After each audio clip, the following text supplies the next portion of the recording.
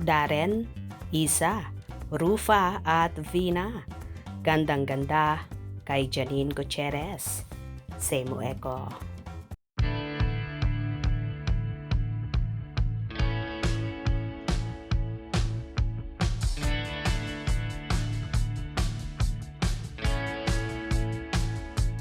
Nag-uumapaw ang kagandahan ni Janine Gutierrez, kaya hindi nakapagtataka na pati si Darren Espanto ay magandahan sa kanya.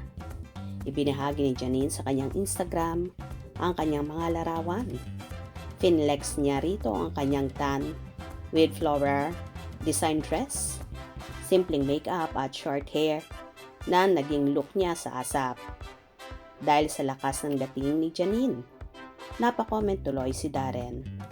Si ganda, say ni Darren. Pati nga sina Iza Calzado at Rufa Gutierrez ay nag-comment ng heart-eyed emoji. Pretty girl, komento naman ni Vina Morales. Nagpaulan naman ang mga fanay sa pictures ng actress. Hey guys, if there is one word to describe your 2024, ano yun? One word. Dream! Ako dream talaga. Dream. Oh. Ikaw, Mai. Ako, Soul Viber.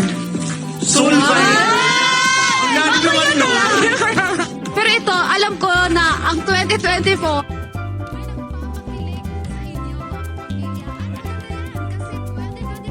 Wow, blooming, so pretty. The most beautiful woman in the world. You're aging like the finest wines, Nini. Stay happy and good luck to your upcoming projects. Ika, super ganda. Love this look. I've said it once again and I'm gonna say it again. I want a Nini doll. True. This place, a Nini doll. Hi Barbie Nini. Ganda naman, idol.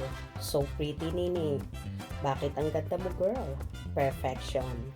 So pretty naman po, Ate Nini. May queen. Beauty at its peak. Grabbing face card. To, super duper pretty. Guwapa Irish. Ang simple ng damit niya pero super sexy talagang tingnan eh. Magandang dilag, puso ko'y iyong nabihag. She's really gorgeous even in any angle. What a perfect face. Face card. Looks stunning. Napanood kita kanina. Super ganda mo talaga. Well, hindi lang naman mga kapwa artista ni Nini ang gandang-ganda sa kanya. Kahit na nga si Eko ay super nagagandahan sa jowa niya. Kaya naman, ayaw na niyang pakawalan pang isang Janine Gutierrez. Todo pag-aalaga at bantay nga ang ginagawa niya sa dalaga. Mahirap na kasing maagaw pa ng iba.